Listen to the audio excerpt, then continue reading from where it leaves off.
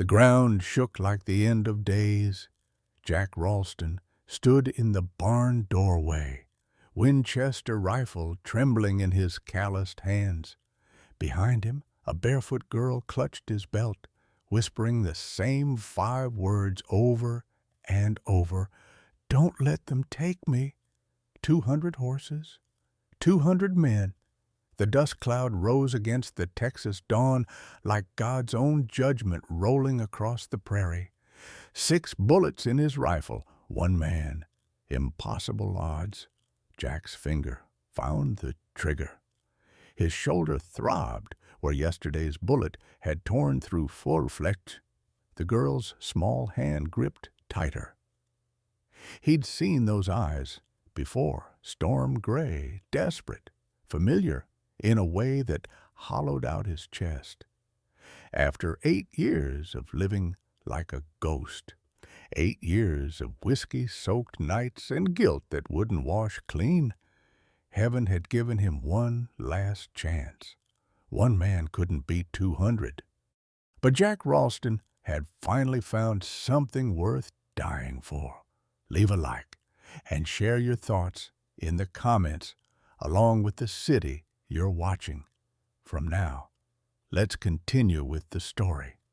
Jack Ralston had been 43 years old for 8 years, not in body that kept aging, adding gray to his brown hair and deeper lines around his eyes, but in soul, in the part that mattered. He'd stopped living the night the fire took everything. 1877, the year hell came to Dusty Creek, Texas. He'd been at the Saturday livestock auction, same as yesterday, trying to sell 3 head of cattle to pay for winter feed. Sarah May had kissed him goodbye that morning, her blonde hair catching sunlight like spun gold. Little Emma Rose, just 5 years old, had wrapped her arms around his neck and made him promise to bring her peppermint sticks from town. He'd kept that promise, rode home with peppermints in his pocket, and found his world turned to ash. The cabin was gone, burned to the foundation. Neighbors said the fire spread so fast nobody could have survived. They found Sarah 3 miles away at Ruth Miller's inn, collapsed on the floor. She'd have died whispering words nobody understood. Emma. Barn. Ralston Road. Don't give up. They never found Emma's body. Jack told himself that meant hope. Spent 3 years searching every town, every orphanage, every camp within 200 miles, posted notices, offered rewards he couldn't afford. Prayed until his knees bled and his voice went hoarse. Nothing. His daughter had vanished like smoke. Eventually, the searching stopped. The drinking started. Jack sold the cattle, sold everything but 40 acres and the barn that somehow survived the fire. He kept 3 aging horses, more out of habit than profit, and lived alone in a shack he'd built with lumber he couldn't quite afford. The town left him alone mostly. Jedediah Barnes, who ran the general store, still called him friend. Brought him soup sometimes when Jack forgot to eat for days. Ruth Miller, the innkeeper, watched him with sad eyes that carried secrets she'd never shared.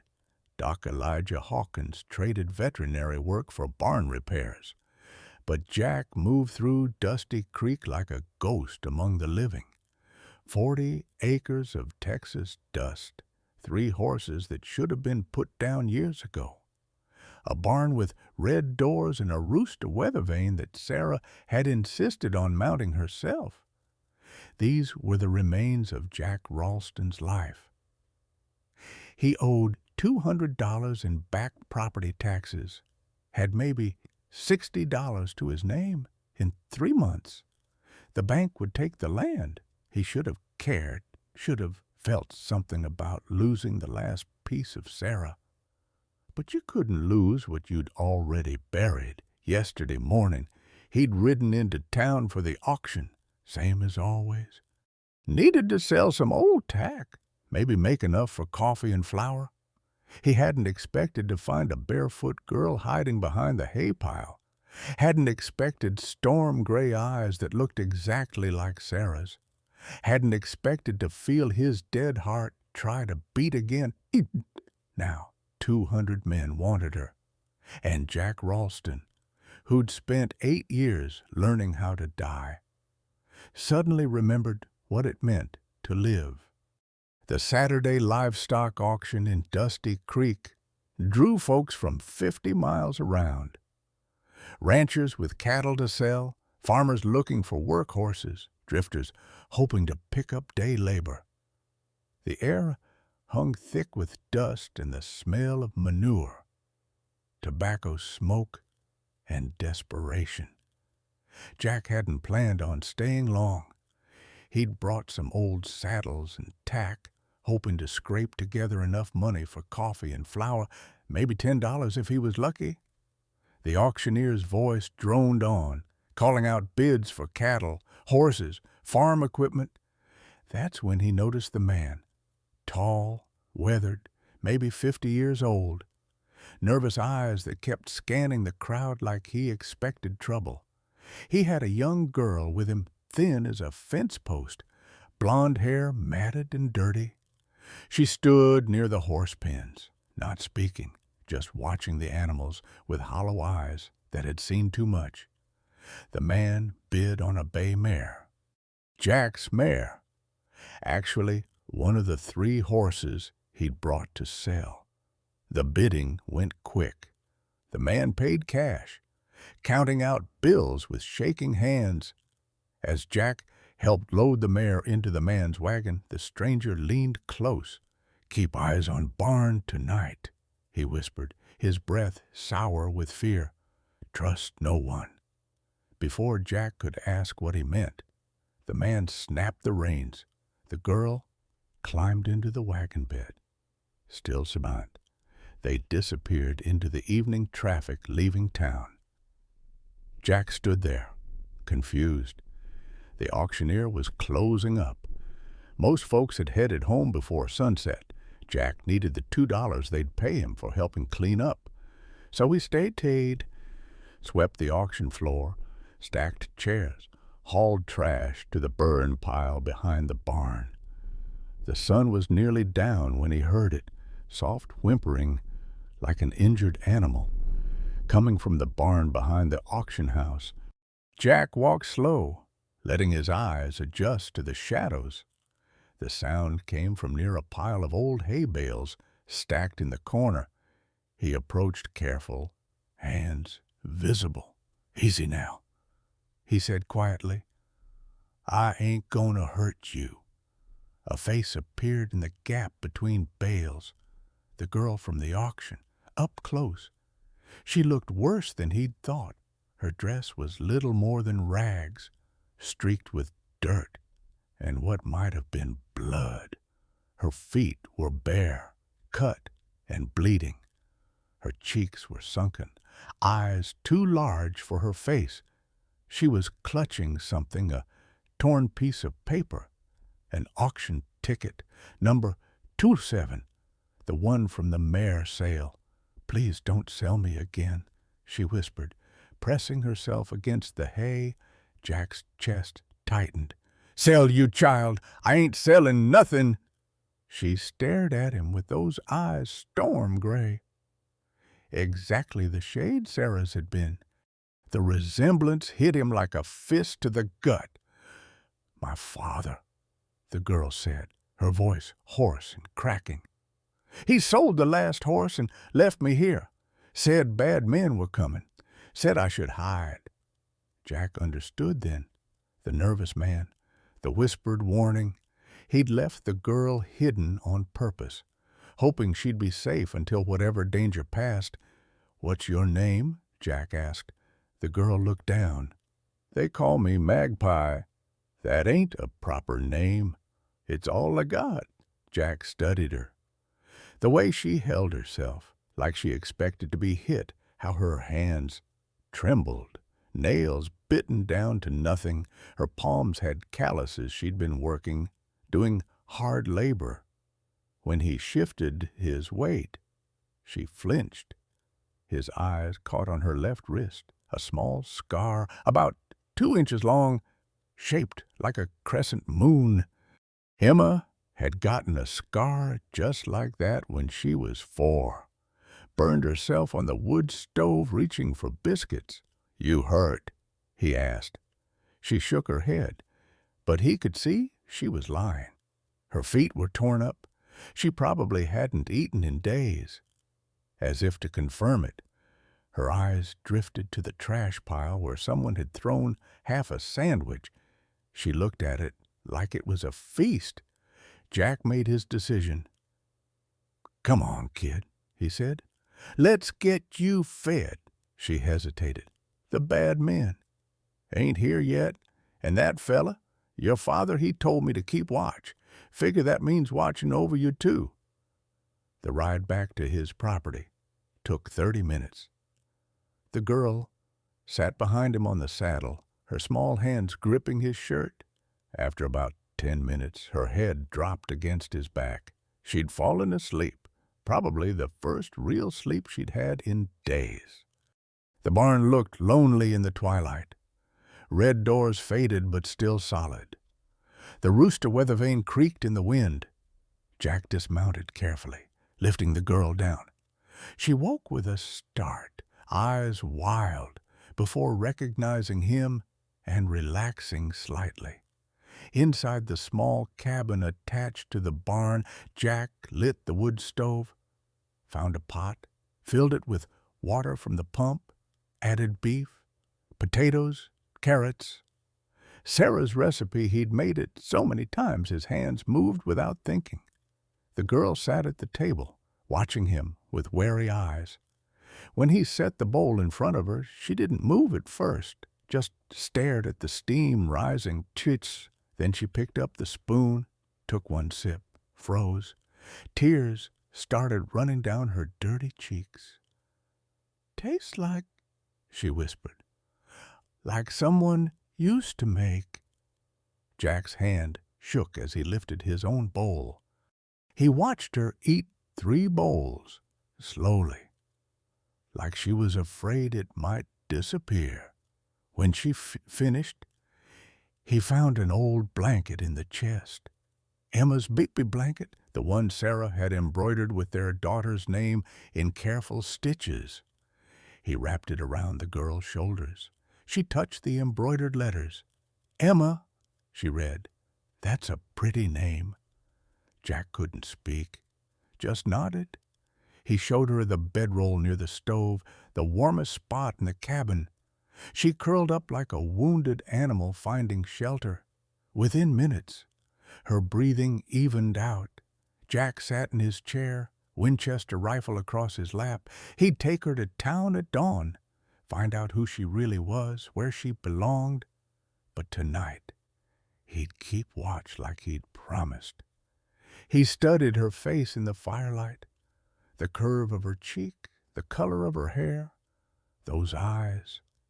The girl murmured in her sleep, words barely audible, "Daddy, barn, find me." Jack's blood turned to ice.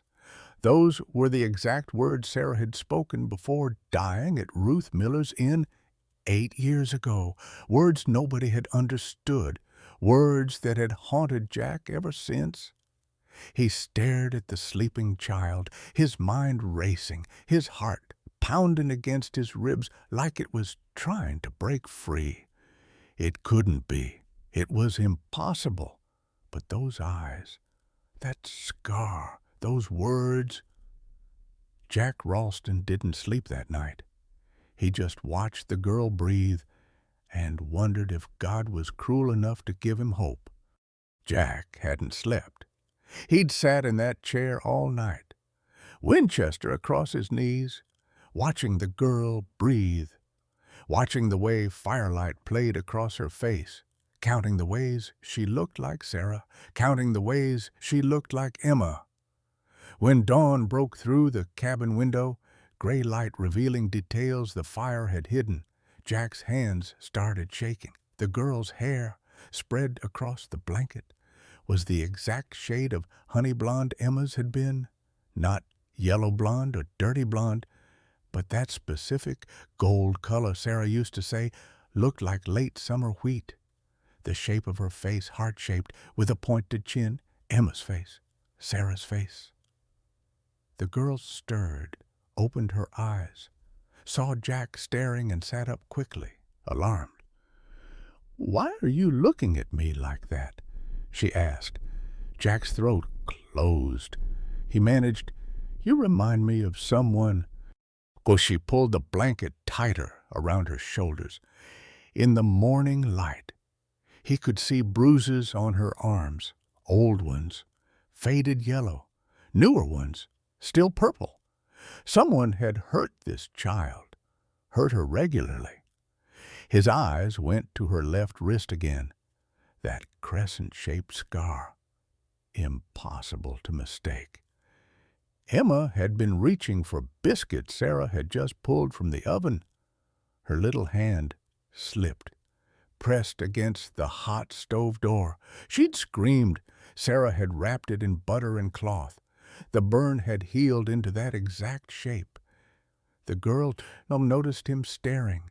She covered the scar self-consciously. Jack forced himself to look away. Had to stop this. Had to stop seeing Emma in every lost child. He'd driven himself half mad doing this for 3 years after the fire. Every blonde girl between 4 and 8 years old. He'd convinced himself it was her. Until Jed Barnes had finally sat him down and told him he had to stop, had to let go, had to accept Emma was gone. "You still got that auction ticket?" Jack asked. The girl reached into her dress pocket, pulled out the torn paper, handed it to him. "Ticket 27. Yesterday's date. The bay mare he'd sold." Jack turned it over. His heart stopped. On the back, in shaky handwriting, were words, faded but legible. Written years ago, not yesterday. Sarah R. Emma Barn Ralston Redee. Please God. The ticket fell from Jack's hands. He backed away from the table, his legs hitting the chair. Sat down hard, couldn't breathe. The cabin walls pressed in. Sarah's handwriting, he'd know it anywhere. She'd written him letters when they were courting, left him notes on the kitchen table. Her hand had been delicate, elegant, despite the hard ranch life. This was her writing. But the ticket was from yesterday's auction. How? "Did I do something wrong?" the girl asked, fear in her voice. Jack couldn't answer. He picked up the ticket with trembling hands, studied it closer. The ticket itself was old. The edges were worn, yellowed. Someone had kept this ticket for years. And yesterday, that man, the nervous man who'd bought the mare, had used this exact ticket. The man who'd told him to watch the barn. The man who'd left this girl hidden. "What's your real name?" Jack managed to ask. "Not Magpie. Your real name." The girl's face crumpled.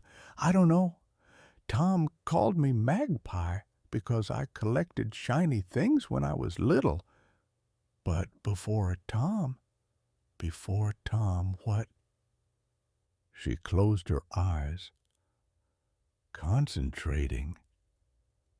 "There was fires and smoke and a lady singing." Jack's chest constricted. What was she singing?" The girl's voice came out small, thin. She hummed a melody. Sarah's lullaby. The one she'd sung to Emma every night. "And a man," the girl continued, eyes still closed. "A man who smelled like horses and coffee. He had gentle hands. He called me." She struggled with the memory. "He called me his songbird." Jack had called Emma that, his little songbird, because she was always singing. There was a barn, the girl said, red doors, a weather vane shaped like a rooster. Jack couldn't speak. Those details, she couldn't know those details unless she'd been here, unless she'd lived here. "Why do I remember your barn?" she asked, opening her eyes. "I've never been here before, have I?" Jack stood on shaking legs, crossed to the chest in the corner, pulled out the baby blanket she'd slept under, showed her the embroidered name clearly. "Emma Rose Ralston," he read, "my daughter's name. She was 5 years old when she died in a fire 8 years ago." The girl stared at the blanket. Jack reached deeper into the chest, found the small tin box he kept buried under winter clothes. Inside was a single photograph, the only one that had survived. Emma at 5 years old, sitting on the porch steps, grinning at the camera, blonde hair in braids, storm gray eyes, that pointed chin. He handed it to the girl. She looked at the photograph, then at the window, where she could see her own reflection in the glass. Back at the photograph, her hands started shaking. "When did Tom find you?" Jack asked, his voice barely audible. "How long ago?" "8 winters," she whispered. "Tom said I was in a bad place. Said he took me away, kept me safe. We moved all the time. He said bad men were looking." Jack knelt in front of her. "That scar on your wrist. How did you get it?" "Tom said I had it when he found me." "Do you remember getting it?" She closed her eyes again. "Biscuits. Someone was making biscuits. They smelled so good, I reached for them. Something burned me. It hurt so much. A lady held me, put butter on it, sang to me until I stopped crying." Jack was crying now, couldn't stop it. "What song?" She hummed Sarah's lullaby again. "Emma," Jack whispered. The girl gasped. The name hit her like a physical blow. Her eyes went wide. "No, no, I'm Magpie. I'm Emma Rose," Jack said. "Born April 12, 1872. Your mama was Sarah May Ralston. I'm Jack Ralston. I'm your father." "No." She was shaking her head violently. "My parents died. Tom told me they died." "Tom lied to protect you." Jack's voice broke. "Baby girl, I threw you through the window to save you from the fire. I watched you land in the dirt. When I climbed out after you, you were gone. I thought you died in the fire anyway. I thought I'd lost you." The girl stared at him, memories flooding back. He could see it in her face, the terror of that night. Being grabbed by strangers, fire and smoke and screaming.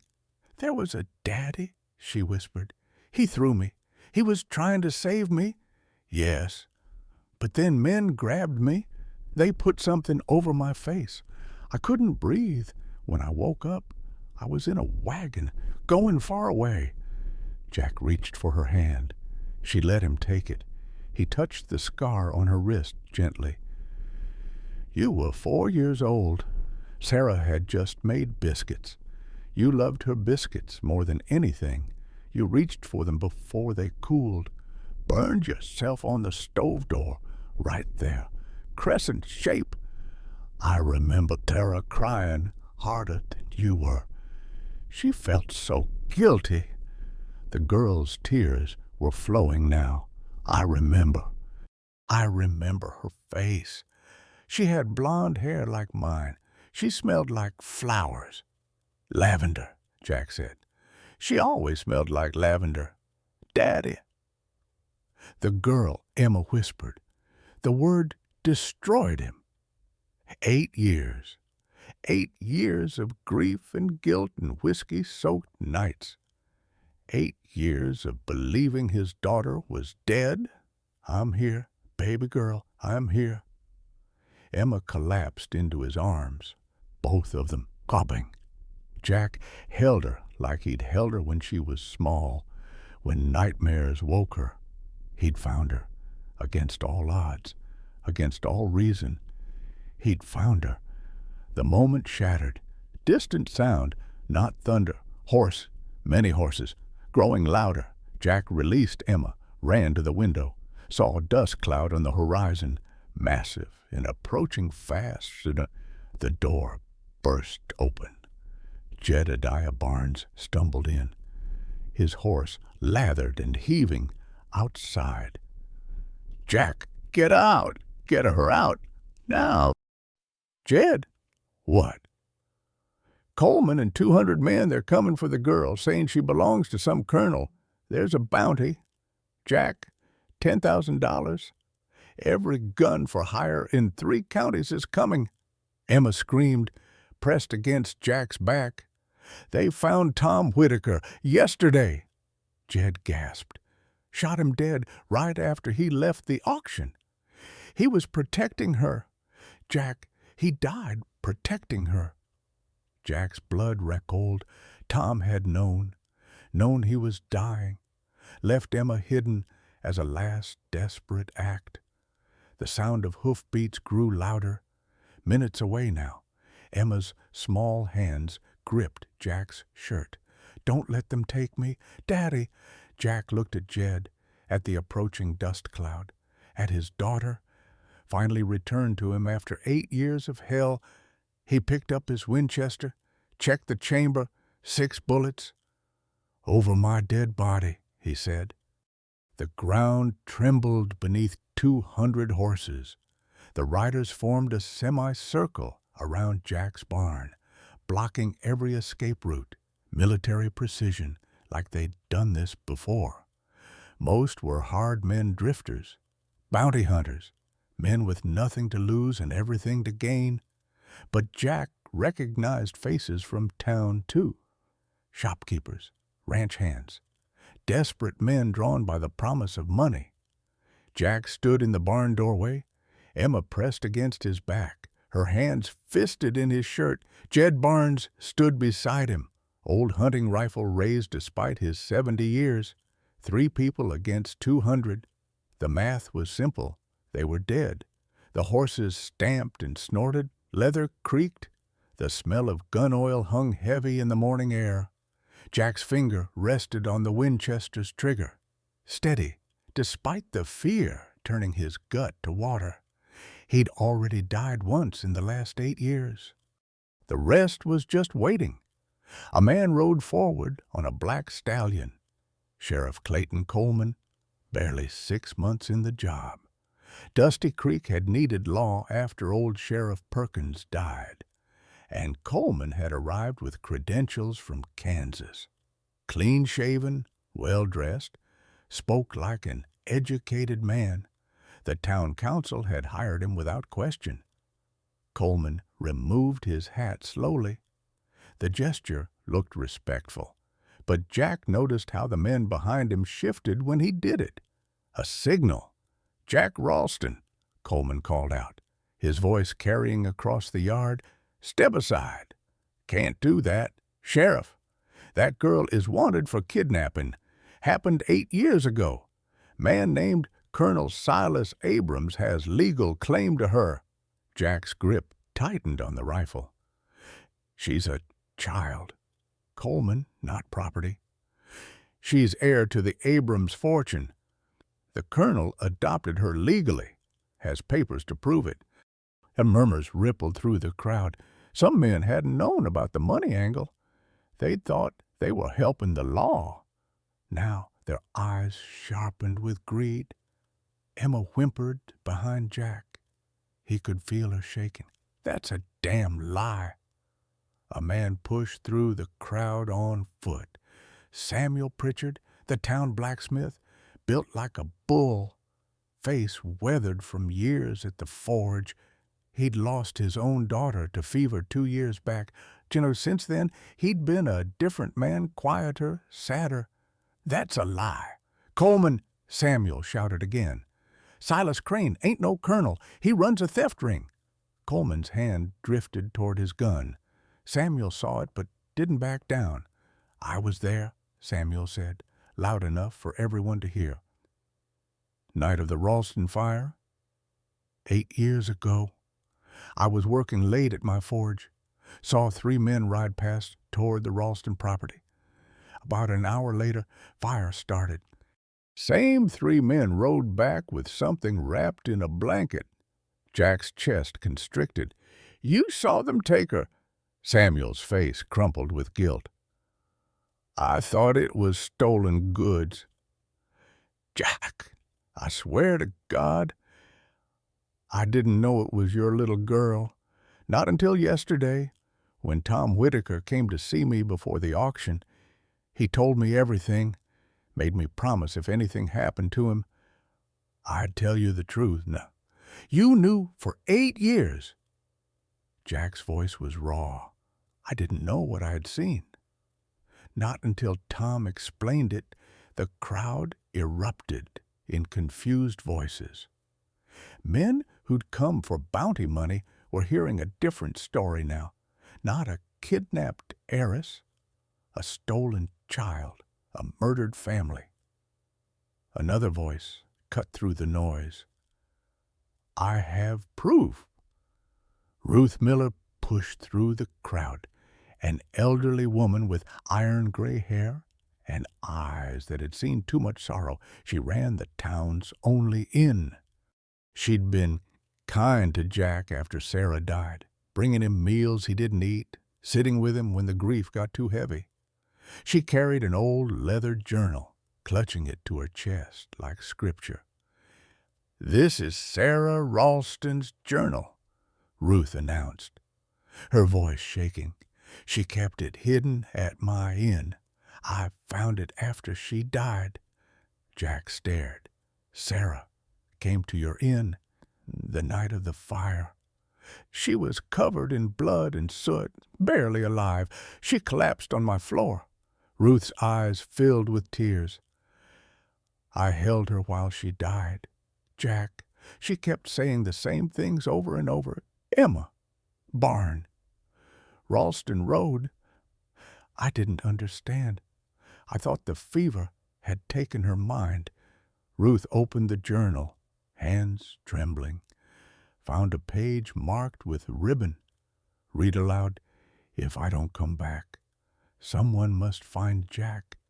Tell him the barn on Ralston Road. Tell him don't give up. Emma is alive.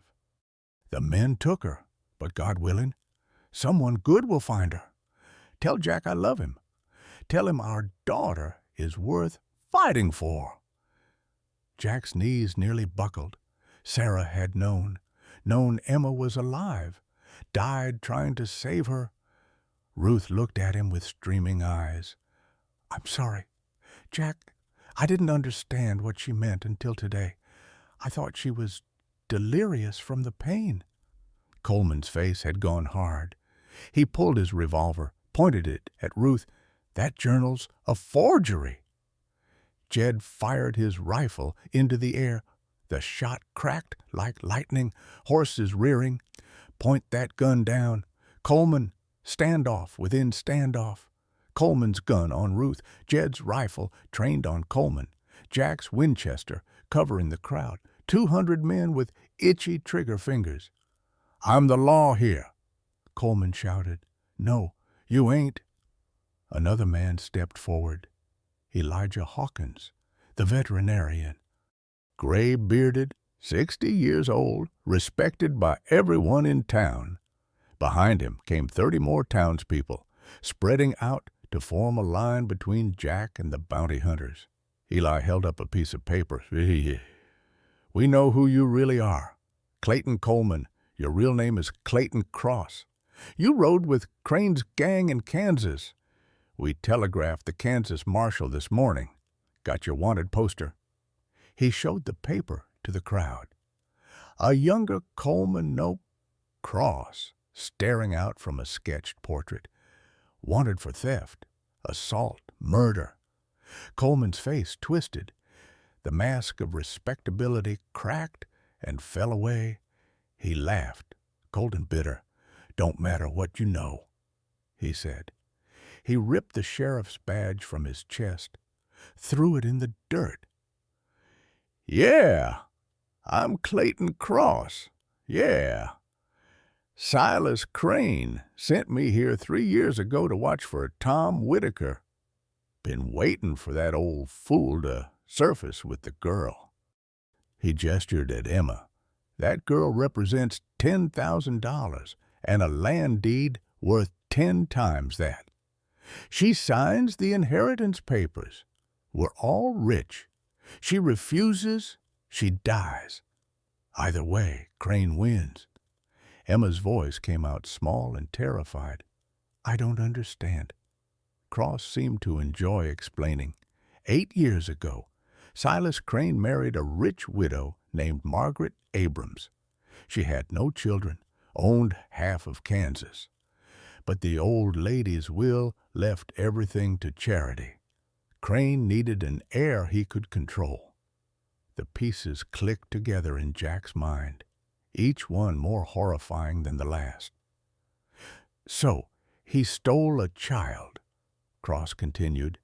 "Your child, Ralston, grabbed her from the fire, was going to make her sign papers when she got old enough, but Margaret figured out what her husband was planning. Tried to run with the girl. Crane killed her, blamed it on the child. Made it look like Margaret died of a heart attack. Tom Whitaker was one of Crane's men back then, but Tom grew a conscience. Rescued the girl before Crane could finish his plan. Been running for 8 years. Cross's smile was vicious. Crane needs the girl to sign papers. She's 13 now, old enough for it to be legal, or he needs her dead so he can claim the fortune as grieving adoptive father. Either way works. The crowd had gone silent. Even the hardest bounty hunters looked uncomfortable now. They'd signed on for bounty work, not child murder. "This is wrong," someone muttered. 10,000 splits 170 ways is still $58. Another voice argued. "That's a year's wages. It's murder. It's business." The argument spread through the ranks, some men backing away, others gripping their weapons tighter, calculating odds and profits. Jack stood firm. "She's not signing anything. She's staying with me. You got no legal or political claim at Ralston?" "I got a father's claim. She's my daughter." Cross laughed. "Prove it." Caleb Morrison stepped forward, the town minister, 70 years old, spine bent with age but eyes still sharp. He carried the church registry, leather-bound and ancient. "I can prove it," Caleb said quietly. "I baptized Emma Rose Ralston when she was 2 months old, right here in my church." He opened the registry, showed the page, Emma's tiny footprint in faded ink, birth date, parents' names in careful script, Jack Ralston and Sarah Mae Ralston. "I also have this." Caleb produced a folded document from his coat, "Emma's birth certificate.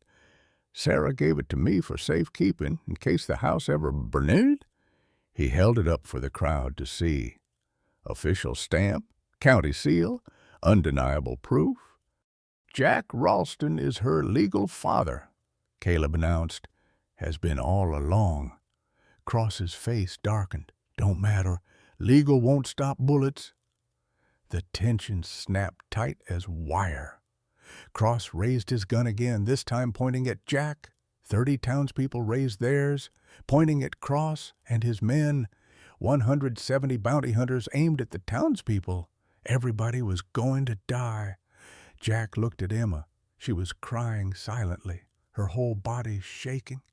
He thought about Sarah, about 8 years of grief and whiskey and wishing he was dead, about waking up this morning and finding his daughter alive.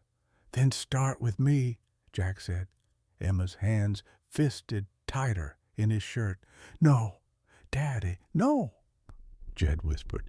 "Jack, even if we kill 20, we can't beat 170. Don't plan on beating them. Plan on buying her time to run. I won't leave you again." Emma sobbed. The sun climbed higher. Heat built, horses stamped nervously. Fingers rested on triggers. One wrong move would trigger a massacre that would leave the ground red. Cross checked his pocket watch. "You got until noon, Ralston. Then we come in shooting." Jack's mind raced. How to save Emma. How to get her out alive. New dust cloud appeared from the east. More riders approaching. Cross smiled. "Reinforcements. Crane's on his way with the rest of the gang." But as the riders got closer, Jack saw the glint of metal, not belt buckles, badges. Federal marshal badges. 15 riders in formation, led by a man with steel gray hair and a weathered face that had seen too many bad men. He rode like he owned the earth beneath him. Cross's smile died. How the marshal reined up, his horse barely winded despite the hard ride. He looked at the scene, 200 armed men, standoff formation, child cowering behind her father. "I am U.S. Marshal Wade Tucker," he announced, voice carrying authority that made men straighten despite themselves. "Clayton Cross, you're under arrest for murder, kidnapping, fraud, and conspiracy." He looked at the bounty hunters. Anyone interfering with a federal arrest gets charged as accessories. That means federal prison, 20 years minimum. The crowd shifted by. Bounty hunters who'd been ready to kill for $58 suddenly reconsidered their math. Federal prison versus 2 months' wages. The equation didn't balance anymore. "Tom Whitaker sent us a full confession before he died," Tucker continued. "Telegraph came through yesterday afternoon, included the evidence of Silas Crane's crimes, including the murder of Margaret Abrams. Tom's body was found with documents sewn into his jacket lining, land deeds, forged adoption papers, Crane's entire operation." He looked at Jack. Tom Whitaker spent his last hours making sure this girl would be protected. He might have started as a criminal, but he died a hero. Jack's throat closed. Tom had saved Emma, raised her for 8 years, then died, making sure she'd get home safe. The bounty hunters began backing away. First 1, then 5, then 20.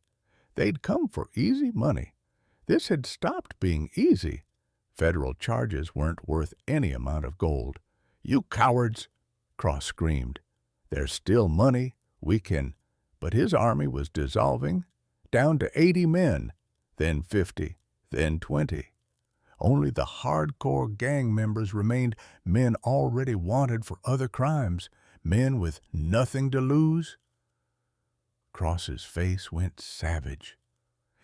"If I can't have the money, nobody can." He swung his gun toward Emma. The world exploded in gunfire.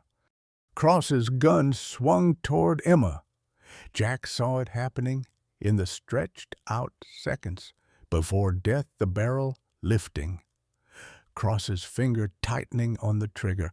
Emma's eyes going wide with terror. Jack threw himself sideways, shielded her with his body. The gun fired. The bullet hit Jack's left shoulder, spinning him. He crashed into the barn door frame, blood spreading across his shirt like spilled wine. Then hell broke loose. Guns fired from every direction. Smoke filled the air, choking and thick. Horses reared and screamed. Men shouted, cursed, died. The morning erupted into chaos. Jed Barnes grabbed Emma, yanked her into the barn. She fought him, screaming for Jack. But Jed was stronger. He pulled her behind hay bales, shielded her with his body. "Stay down," he shouted over the gunfire. Outside, Jack was on the ground. The shoulder wound burned like someone had shoved hot iron through his flesh. He tried to push himself up. Couldn't. His left arm wouldn't work right. Blood soaked his shirt, dripped onto the dirt. Cross was reloading, still mounted on his horse. The animal danced sideways, wild-eyed from the noise.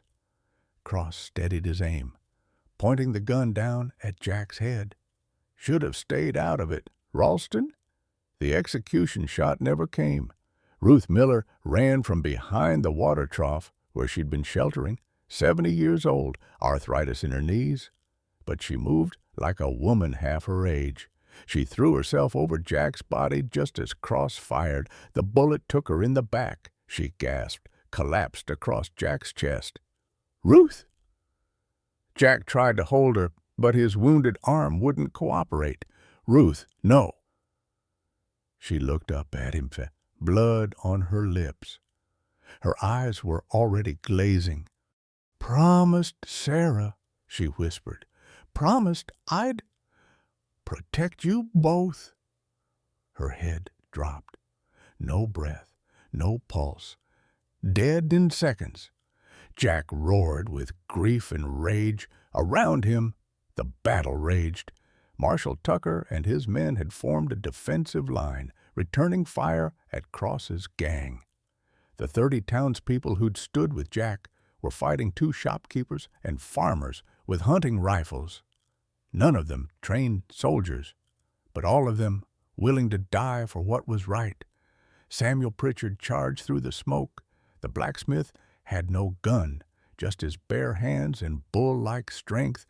2 bullets hit him in the chest. He staggered but didn't fall, just kept running. He slammed into Cross's horse. The animal reared, throwing Cross from the saddle. Both men hit the ground hard. Samuel landed on top. Blood poured from his chest wounds, but he pinned Cross down with sheer weight. His big hands found Cross's throat. "For my daughter," Samuel gasped, squeezing. "Who I couldn't save." Cross bucked and twisted, trying to throw him off. Samuel's grip tightened. Blood bubbled from Samuel's lips. His eyes were already distant, seeing things beyond this world. "For all our daughters," he whispered. Then he died. His dead weight trapping Cross beneath him. Marshal Tucker rushed forward with 2 deputies. They cuffed Cross while he was still pinned under Samuel's corpse. "It's over," Tucker shouted. "Drop your weapons." The remaining gang members saw their leader captured, saw how many marshals surrounded them, saw that the easy money had turned into a bloodbath. 7 of them tried to fight their way out. They died in the dirt, riddled with bullets. 13 others threw down their guns, raised their hands, smart enough to know when they'd lost. 2 managed to reach their horses, spurred them hard. They disappeared into the brush, leaving trails of dust. Tucker let them go. He had bigger prey to catch. "Somebody get a doctor!" Eli Hawkins was kneeling beside Jack. The veterinarian's hands were slick with blood as he examined the shoulder wound. "Bullet went clean through, that's good, but he's bleeding bad." Jack's vision swam. The pain was enormous, swallowing everything. He tried to speak, couldn't form words. Emma broke free from Jed, ran to Jack, dropped beside him. "Daddy, don't die. I just found you." Her hands touched his face, so small, so scared. Jack's lips moved. "Emma, sorry. Should have saved you before." His eyes rolled back. Darkness swallowed him. "Jack!" Emma's scream cut through the settling dust. "No, wake up." Eli pressed bandages to the wound, trying to slow the bleeding. "He's lost too much blood. Nearest real doctor is 15 miles away in Millerton. I'll ride, one of Tucker's deputies said. He was already mounting. To Harrison, best surgeon in 3 counties. He galloped east, whipping his horse. The animal's hooves threw up dirt as they disappeared. Emma wouldn't move from Jack's side. She held his hand, her tears falling on his fingers. Jed tried to pull her away so Eli could work. She fought him. I'm not leaving him. Eli looked at Jed, then at the girl's desperate face. Let her stay. Maybe she keeps him fighting. Caleb Morrison moved among the wounded, praying over dying men. Ruth Miller's body was covered with someone's coat. Samuel Pritchard still lay where he'd fallen, his sacrifice written in blood on the dirt. Samuel's wife Martha arrived, brought by someone who'd ridden to fetch her. She saw her husband's body and collapsed, her wail of grief piercing the air. Their 3 children clung to her skirts, too young to understand, too old to forget. The oldest boy, maybe 12 years old, walked to where Emma knelt by Jack. His face was streaked with tears. "Your daddy saved you," the boy said. "My daddy saved your daddy. That makes us kin now." Emma looked at him, then at Samuel's covered body. Then she broke down completely. Great heaving sobs that shook her whole frame. An hour crawled by, then another. The sun climbed higher, heat building. Jack lay unconscious on a blanket someone had brought. His face was pale as old paper, his breathing shallow and irregular. Emma talked to him constantly, her voice hoarse. "Remember when you taught me to ride, I was so scared of falling. You said songbirds are meant to fly, baby girl. You called me your little songbird." As she sang the lullaby Sarah used to sing, her voice cracked on every note, but she kept going. Jack's lips moved slightly, like he was trying to sing along. No sound came out. Marshal Tucker interrogated Cross while they waited for the doctor. The false sheriff sat with his hands cuffed, Samuel's blood still on his clothes. "You're facing the gallows," Tucker said. "Talk now. Maybe we tell the judge you cooperated." Cross laughed bitterly. Nothing left to lose. "What did you want to know?" "Everything." So Cross talked. How Crane had planned the fire 8 years ago. How they'd grabbed Emma in the chaos. How Margaret Abrams had discovered what her husband was planning and tried to save the child. How Crane had poisoned his own wife, made it look like heart failure. Emma was supposed to sign the papers on her 14th birthday, Cross said. Make it all legal. If she refused, Crane would kill her, claim the fortune as grieving father. "Where's Crane now?" Tucker demanded. Cross smiled. "On his way here. Should arrive by sunset. Thinks I've captured the girl. Doesn't know about you Federals?" Tucker nodded slowly. "Good. We'll be waiting." The doctor arrived in early afternoon, his horse lathered and heaving. Dr. Harrison was 50, gray-haired, with surgeon's hands and tired eyes. He'd seen too many men die on operating tables. He examined Jack quickly, efficiently, checked the wound, the blood loss, the pulse. His face remained neutral, but Eli saw the concern in his eyes. "He's lost too much blood," Harrison said quietly. 50-50 chance at best." Emma overheard. Her face crumpled. No, there has to be something. Child, I need room to work." Harrison opened his medical bag. "Eli, I need boiling water, clean cloths, and whiskey if you have it. I'm not leaving him." Emma clung to Jack's hand. Harrison looked at her, then at Eli. The veterinarian shrugged. Let her stay. She's the reason he's still breathing. So Emma stayed. She held Jack's hand while Harrison worked. No anesthesia, they didn't have any. And Jack was unconscious anyway. Harrison cut away the bloody shirt, exposed the wound front and back. Talk to him, Harrison told Emma as he began. Keep him here. Emma leaned close to Jack's ear. You promised Mama you wouldn't give up. She told you to keep fighting. Now I'm making you promise me. Don't give up. Daddy, please, I need you. Harrison removed bullet fragments, tiny pieces of lead that had splintered inside the shoulder. His hands moved with practiced precision. He cleaned the wound with whiskey, what little they had. Jack's body jerked reflexively, but he didn't wake.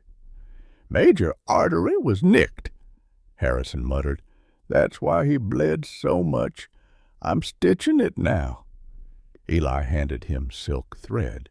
Harrison's needle flashed in the sunlight, in and out, closing the artery, then the muscle, then the skin. 45 minutes of surgery in the open air, dust and flies and heat.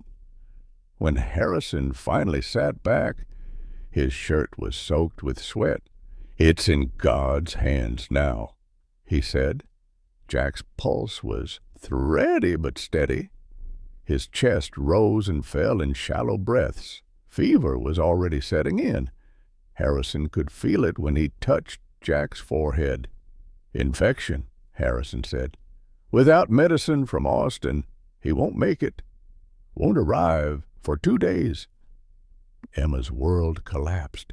No, there has to be something. I'm sorry, child. I've done all I can. Emma fell to her knees beside Jack. Her hands gripped his. Then I'll pray. God has to listen. He has to. The afternoon stretched long and terrible. Jack's fever climbed. His body shook with chills despite the heat. Emma refused food, water, rest, just sat beside him, holding his hand, willing him to live. Caleb prayed with her. Jed brought her blankets when she wouldn't move. The townspeople brought what comfort they could, none of it enough. As the sun started its descent toward evening, Marshal Tucker positioned his men around the property. Crane was coming. This time they'd be ready. But Jack might not survive to see justice done. Emma pressed her face to Jack's chest, listening to his heartbeat. It was getting slower, weaker. Stay with me, Daddy, she whispered. Please, stay with me. The sun reached its peak. Blazing down on the blood-soaked yard, Jack lay unconscious on a blanket under makeshift shade canvas stretched between fence posts.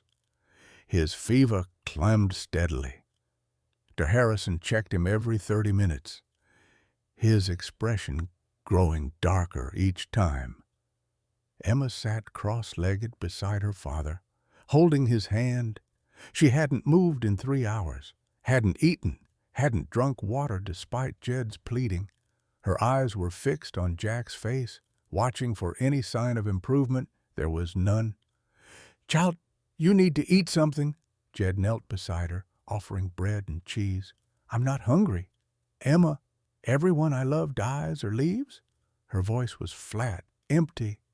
First my family, then Tom, now Daddy again. Jed's weathered face crumpled. Jack's a fighter. He fought for me. Now he's dying for me. Emma's hands tightened on Jack's. This is my fault. If I'd stayed hidden at the auction, none of this would have happened. Ruth would be alive. Samuel would be alive. Daddy wouldn't be. Her voice broke. She pressed her face to Jack's chest, shoulders shaking with silent sobs. Around them, the community mourned its dead. Ruth Miller's body had been prepared for burial, wrapped in clean white cloth. She had no family, never married, no children.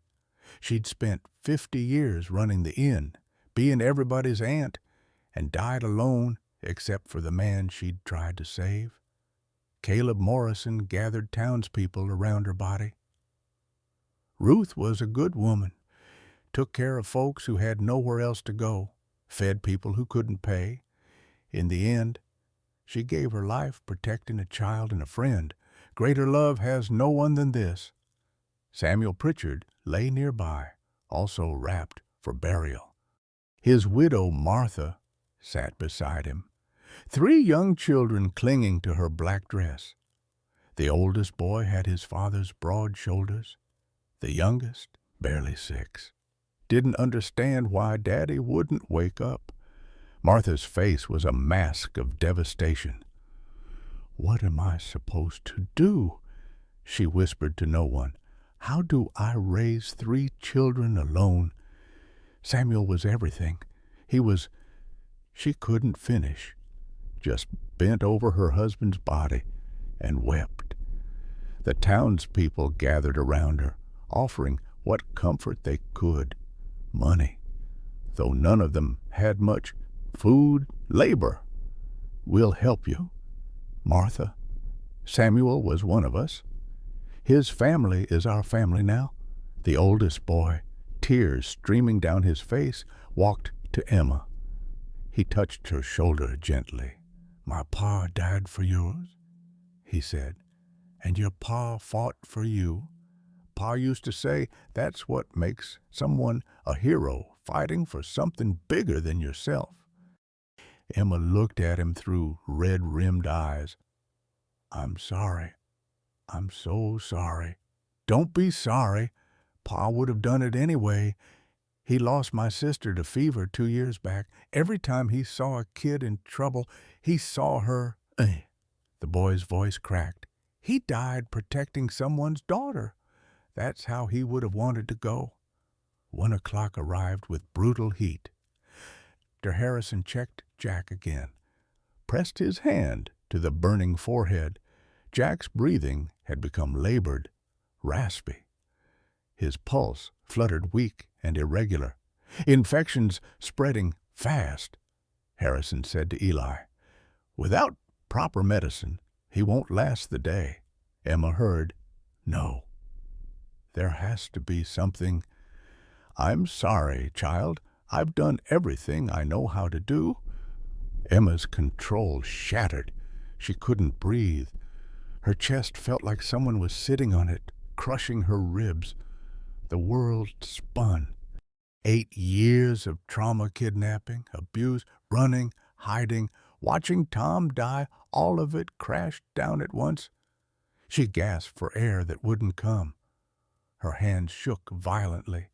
The barn, the people, everything blurred into incomprehensible shapes. I can't breathe." Caleb tried to calm her. "Emma, breathe slowly, in and out. Why does God keep taking people?" she screamed. "What did I do wrong? I should have stayed hidden. I should have. Daddy wouldn't be shot if I just—" She collapsed, hyperventilating, her whole body convulsing with panic. Jed knelt beside her, pulled her into his arms. She fought him at first, then went limp, sobbing into his shoulder. "Easy now," Jed said softly. "Easy. I can't lose him too. I can't. I just got him back." Jed held her until the worst of the panic passed. When she was breathing more normally, he spoke quietly. "I lost my wife and son to cholera 20 years ago. Little boy was only 7. Wife was 32. His voice was rough with old grief. "Blamed myself for years. Thought if I'd called the doctor sooner, maybe they would have lived.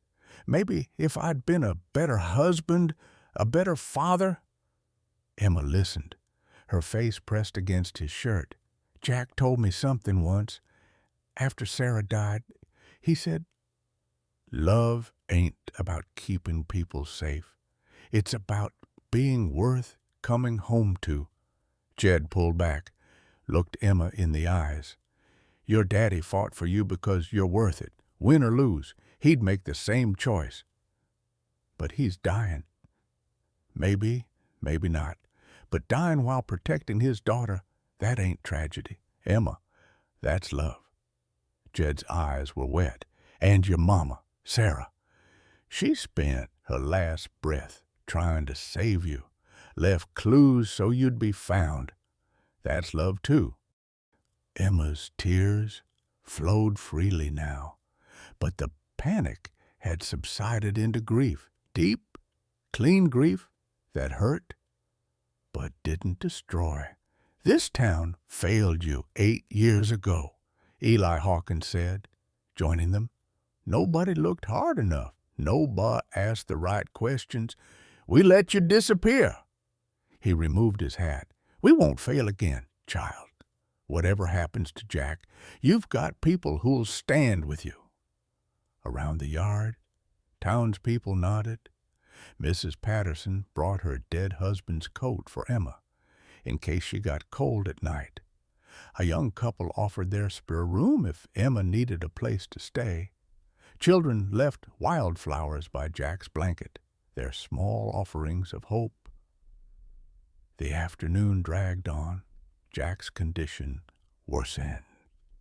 His breathing became more labored. The fever burned hotter. His lips moved constantly, forming words no one could hear. Emma climbed onto the blanket beside him, curled against his uninjured side like a small child. She sang Sarah's lullaby in his ear, her voice hoarse and breaking. Hush, little baby, don't you cry. Daddy's gonna sing you a lullaby. Jack's lips moved, trying to sing along. No sound came, just his mouth forming the words Sarah had taught him. 13 years ago, a single tear leaked from his closed eye, tracked down his temple. Harrison checked the pulse again at 1:45. His face went grim. He looked at Eli, shook his head slightly. Minutes now, Harrison said quietly. His body's shutting down. Emma felt Jack's hand going cold in hers. She pressed her face to his chest, listening to the heartbeat that was slowing, growing weaker. I love you. Daddy? She whispered. I forgive you for not finding me sooner. It's okay.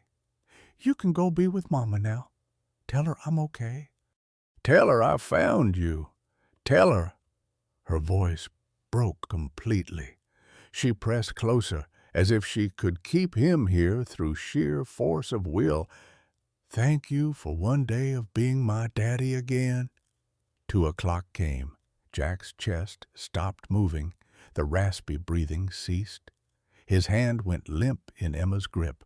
Harrison pressed fingers to Jack's neck, searching for a pulse. Found nothing. He checked Jack's wrist. Nothing. Pressed his ear to Jack's chest, listening for a heartbeat that wasn't there. He sat back slowly. He's gone. Checked his pocket watch. Time of death. 2:03 in the afternoon. Emma's scream pierced the sky, a primal, broken sound that didn't sound human. She collapsed fully onto Jack's body, refusing to move when people tried to pull her away. No, wake up, Daddy, wake up. Jed was crying. Caleb bowed his head, began the last rites.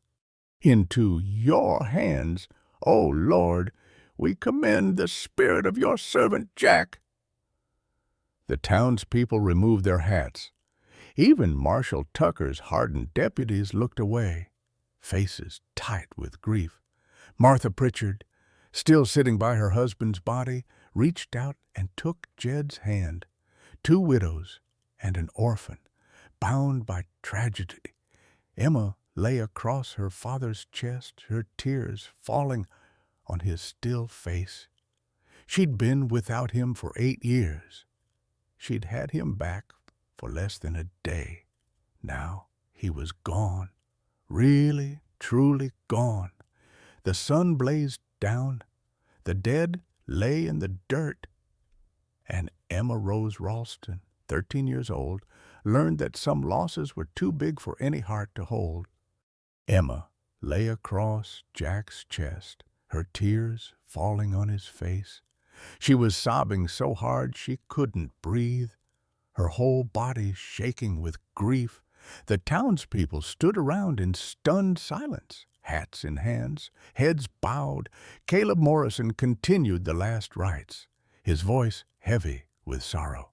Lord, grant him eternal rest, and let perpetual light shine upon. Jack gasped, a huge, shuddering breath that lifted his chest. His eyes flew open, wild and unfocused. He coughed violently, his whole body convulsing. Harrison lunged forward. "What in the name of—" Emma screamed, but this time with joy and terror mixed together. "He's alive! Dad is alive!"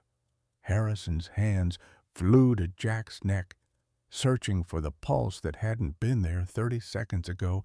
"Found it! Strong, steady, impossible!" "This can't be happening," Harrison whispered. "He was dead. I checked. No pulse, no breath, no heartbeat." But Jack was breathing now, deep, ragged breaths. His hand gripped Emma's dress weakly. His eyes found her face. "Emma," he rasped. "Songbird!" Emma threw herself on him, crying and laughing simultaneously. "You came back. You died, and you came back." Jed was staring, his mouth open. Caleb had stopped mid-prayer, his Bible hanging forgotten in his hands. The townspeople pressed closer, unable to believe what they were seeing. Jack's voice was barely a whisper. "Saw Sarah? She was so beautiful, young again, like when we first married." "What did she say?" Emma asked through her tears. "Told me to come back. Said you needed me." Jack's eyes were wet. "Said our story wasn't finished yet." Eli Hawkins knelt beside them, checking Jack's wound. The bleeding had stopped. The fever was already dropping. "This is impossible. I've been a veterinarian for 40 years. I've never seen anything like this." "Miracle," Jed breathed. "Plain and simple miracle." Caleb closed his Bible slowly. "The Lord works in mysterious ways. I've read about this in Scripture, but never thought I'd see it with my own eyes." Jack was weak, barely able to keep his eyes open, but he was alive, breathing. His color was returning. Emma wouldn't let go of his hand, wouldn't stop touching his face, as if she needed constant proof he was real. "Don't you ever do that again," she whispered fiercely. "Don't you dare leave me. Don't plan on it, baby girl." Marshall Tucker approached with a leather satchel. "Found this on Tom Whitaker's body. Took us time to get through all the evidence, but there's something here for the girl."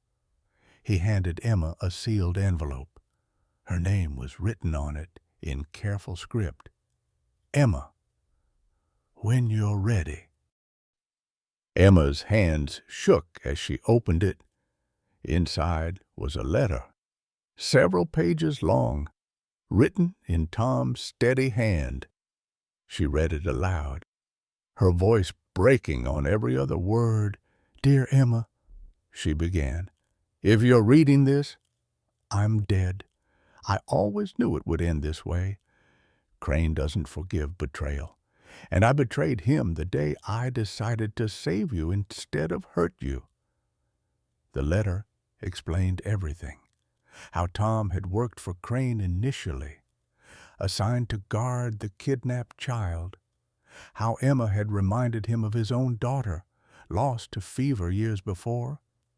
How he couldn't bring himself to harm a child. "I decided to rescue you," Emma read. "Spent 8 years running, protecting you, loving you like my own. I taught you to read and write, taught you to survive. You were never just an assignment, Emma. You were my second chance at being a father." Tears streamed down her face as she continued. "I always knew I'd have to return you someday. Did my research, found out Jack Ralston was your real father. The fire was just cover for the kidnapping. Your mother, Sarah, survived long enough to leave clues. She never stopped looking for you." Tom's final words hit like a hammer. "I gave you 8 years of love. Now, give your daddy a lifetime. Tell Jack I'm sorry for the pain my silence caused, but I couldn't let Crane have you. You were never Magpie, Emma. You were always Emma Rose Ralston, always his little songbird." Emma folded the letter carefully, pressed it to her chest. "I had 2 daddies who loved me," she said, looking at Jack. "One raised me, one fought for me. I'm the luckiest girl alive." Jack squeezed her hand weakly. "Tom saved you when I couldn't. I owe him everything." Marshall Tucker pulled out Ruth Miller's journal next, the one she'd shown the crowd earlier. "We examined this more carefully. Ruth wrote down everything Sarah said before she died, the full story."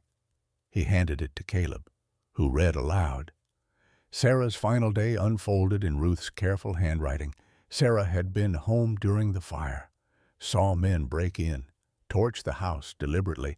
Jack had been at the auction. His alibi was solid. Sarah threw Emma out the window to save her from the flames. But the men were waiting outside. They grabbed Emma. Sarah ran after them, tracked them 20 miles to Crane's hideout, saw Emma in a wagon with Tom Whitaker. Tom saw Sarah watching from the trees, made a split-second decision. Let Sarah believe Emma died. Safer if no one knew the child survived. But Tom had a conscience. He wrote the location clue on an old auction ticket, slipped it into Sarah's pocket as she left. Sarah, wounded from the fire and dying, made it to Ruth's inn, died in Ruth's arms, whispering those cryptic words. "She knew," Jack whispered. "Sarah died believing Emma was alive somewhere. She never gave up hope." The guilt crushed him. "I searched for 3 years, then quit. She had more faith than I did."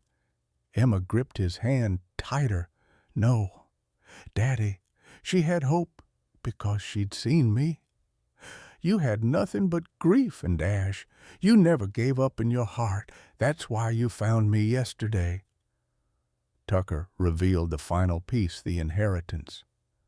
Margaret Abrams had been real, her fortune legitimate, $150,000 in land and assets across Kansas. But Crane had forged documents to claim it.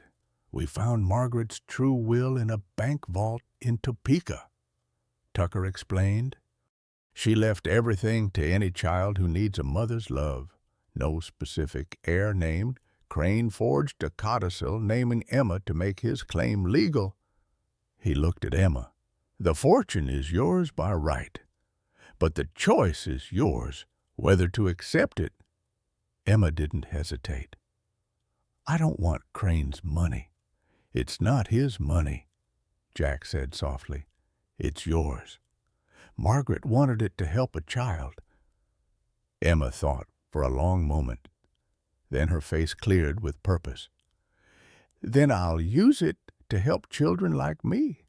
Kids who lost parents, kids who got stolen and scared. We'll build an orphanage, make sure no child goes through what I did." Martha Pritchard was standing nearby, listening. She approached hesitantly, wringing her hands. "My Samuel died for you, left me with 3 children and nothing but debts." Emma turned to her immediately. "The money will provide for your family.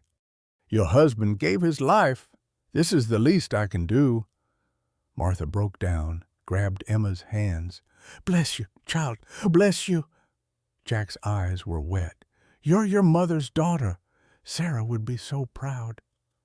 The moment of peace shattered. One of Tucker's scouts rode in hard, horse lathered. Marshal Silas Crane spotted 10 miles out, riding with 30 armed men. "Be here by sunset." Tucker stood immediately. "All business."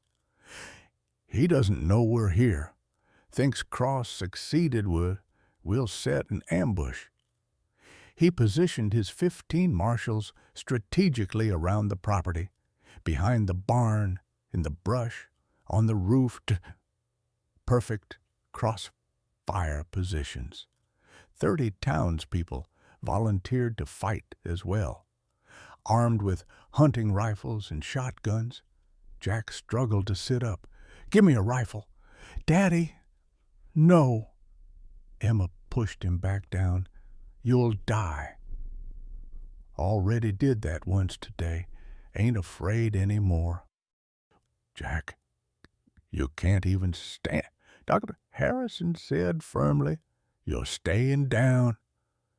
But Jack's eyes were hard. "That man took 8 years from my family, killed my wife, stole my daughter. I'll be damned if I don't face him." Tucker studied him, then nodded slowly. "You've earned the right, but you're staying behind cover. And if you pass out, someone's dragging you to safety." Emma's face was pale with fear. "They'll kill you." "Not if we kill them first." "That's not funny." Jack touched her cheek gently. "Baby girl, I spent 8 years wishing I was dead. Then you came back, and I remembered what I was living for. Whatever happens, I got my miracle already." The sun began its descent toward the horizon. Sunset would come in less than an hour. Tucker's men took their positions. The townspeople spread out, every man checking his weapon, saying prayers under his breath. Emma refused to leave Jack's side. "If you're staying, I'm staying. Emma, I'm a Ralston. We don't run." Jack saw Sarah's fire in his daughter's eyes, saw the strength that had kept her alive for 8 years. He couldn't send her away any more than he could stop breathing. "All right," he said, "but you stay behind me, always." Tucker loaded his rifle, his face grim. "Crane arrives at sunset. 30 minutes. Everyone ready." Men checked weapons, took positions. The trap was set. Now they just had to wait for the devil to ride in. Jack sat propped against the barn wall, rifle across his lap. Emma held his hand, her other hand gripping a small knife someone had given her for protection. Father and daughter, together this time, ready to face whatever came. "I love you, Daddy," Emma whispered. "Love you too, Songbird, forever and always." The sun touched the horizon. Shadows grew long across the blood-stained dirt. In the distance, dust began to rise. Silas Crane was coming. The dust cloud appeared on the horizon at 5 o'clock, right on schedule. 30 riders approached at a confident pace, dust billowing behind them like a banner. The man at the front sat his horse like royalty. Silas Crane, distinguished-looking, gray beard perfectly trimmed, wearing a fine suit under a long coat. He looked like a gentleman, acted like the devil. He rode straight into the yard, taking in the scene, bodies covered with blankets, blood on the ground, the destroyed defensive positions. He smiled, satisfied. "Clayton," he called out, "report." Silence answered him. Crane's smile faded. His eyes scanned the property, looking for Cross. "Where's my property?" Marshal Tucker stepped from behind the barn, rifle raised. 15 deputies emerged from hiding, surrounding Crane's riders. "You mean this child?" Emma stepped forward with Jack beside her, his arm around her shoulders for support. Crane's face darkened when he saw them. His hand drifted toward his gun slowly. His eyes calculated the odds, saw the marshal badges glinting in the evening light, saw how many rifles were pointed at him. His jaw clenched. He was weighing options, fight or run, but pride wouldn't let him run. Pride had gotten him this far. "That girl is legally mine," Crane said calmly, like they were discussing a business transaction. "I have adoption papers. She's my ward." "Your papers are forgeries," Tucker replied. "Margaret Abrams' real will names no specific heir. Just any child who needs a mother's love. You murdered your wife to steal her fortune." Crane laughed, cold and bitter. "Prove it." "Already did. We exhumed Margaret's body last month. Poison confirmed. Arsenic. You fed it to her for weeks, made it look like heart failure." Crane's men shifted nervously in their saddles. They'd signed on for kidnapping and fraud. Maybe not murder. Not killing wealthy women for inheritance money. They were realizing they'd backed the wrong horse. Jack stepped forward despite the pain shooting through his shoulder. Emma tried to hold him back, but he shook his head gently. "You took 8 years from my family," Jack said, his voice carrying across the yard.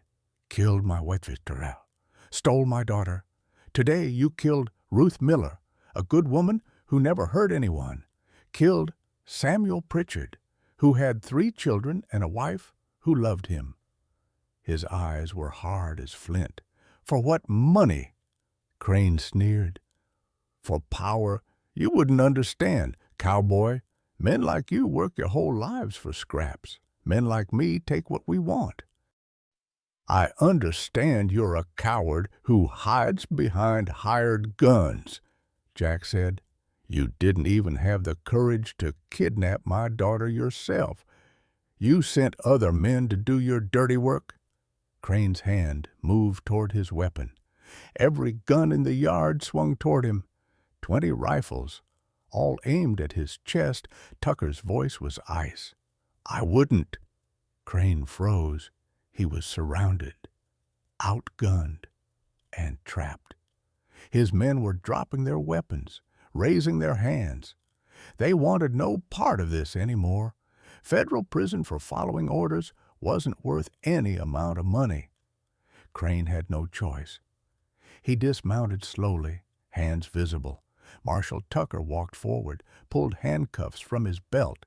"Silas Crane, you're under arrest for the murder of Margaret Abrams, kidnapping of Emma Rose Ralston, conspiracy to commit fraud, and about 15 other charges we'll figure out later." As the marshals cuffed him, Crane looked at Emma, really looked at her for the first time, not as property or a signature on documents, but as the child whose life he'd destroyed. "You could have had everything," he said. "Fine dresses, education, a mansion. You could have been a lady." Emma lifted her chin, looking him straight in the eye. "I'd rather be a Ralston than a lady." Crane was dragged away. His men were arrested, cuffed, loaded onto horses. It was finally, truly over. The sun set over Dusty Creek in shades of gold and crimson. They buried Ruth Miller and Samuel Pritchard with full honors. Caleb Morrison presided, his voice strong despite his grief. "These two gave their lives so others could live. Greater love has no one than this. May their sacrifice never be forgotten." Jack sat on a chair someone had brought, too weak to stand through the whole service. Emma stood beside him, her hand on his shoulder. When it came time to lay flowers on the graves, Emma placed wildflowers on both. She whispered so only the dead could hear, "Thank you for saving us." At the gathering afterward, Eli Hawkins approached Jack and Emma. "What will you do now?" Jack looked at his daughter. "Rebuild together." Emma announced she was claiming the inheritance. $150,000. She'd use it to build an orphanage in Sarah's name, create a trust fund for Samuel's children, rebuild Jack's barn properly, fund the town school, help families in need. That's a lot of responsibility, Jack said. Tom taught me responsibility, Emma replied. You taught me love. Mama taught me sacrifice. Now I'll teach others hope. The townspeople applauded. As darkness fell, Jack and Emma returned to the barn. The place needed repairs, but it was home. They sat on the porch steps, watching stars emerge one by one. Emma leaned against Jack's good shoulder. His arm came around her, holding her close. Daddy. Yeah, baby girl, I forgive you for not finding me sooner. Jack's voice cracked. I don't deserve that. Tom told me something once. He said, families aren't perfect. They're just people who don't give up on each other. Tom was a wise man. He'd like you, Emma said. I think you two would have been friends. I owe him everything. They sat in comfortable silence, watching the same stars that had witnessed the fire 8 years ago, the same stars that saw Sarah die trying to save her daughter, the same stars that watched Tom's sacrifice. Now those stars witnessed father and daughter finally home. Emma started humming Sarah's lullaby. Jack joined in, his voice rough but true. Two voices blending together, like prayer, like promise, like family. Tomorrow starts the rest of our lives, Emma whispered. Then tomorrow can't come soon enough. I love you. Daddy, love you too. Songbird, forever and always. The barn stood silhouetted against the stars. Inside, 3 old horses nickered softly. Outside, a father held his daughter close. Family restored, hope renewed, love triumphant, the end. Sometimes life takes everything from us and we wonder if we'll ever feel whole again. Jack Ralston spent 8 years believing his daughter was gone forever, carrying guilt and grief that nearly destroyed him. But on one dusty Texas evening, God gave him what he thought was impossible, a second chance. This story reminds us that it's never too late for redemption, never too late to be reunited with what we've lost, and never too late to start over. The greatest losses can become our greatest testimonies. Jack didn't just find his daughter, he found his reason to live again. Tom Whitaker proved that even broken people can do heroic things. Ruth and Samuel showed us that sacrifice for others is the highest calling. And young Emma taught us that forgiveness heals wounds time cannot touch. Family isn't always about blood. It's about who stands with you when the world falls apart. This is why we hold tight to the people we love, why we never stop hoping, and why we believe miracles still happen on ordinary days. What loss have you overcome that gave you new purpose? Have you ever experienced a miracle when you'd given up hope? Share your story in the comments below. Your words might be exactly what someone else needs to hear today.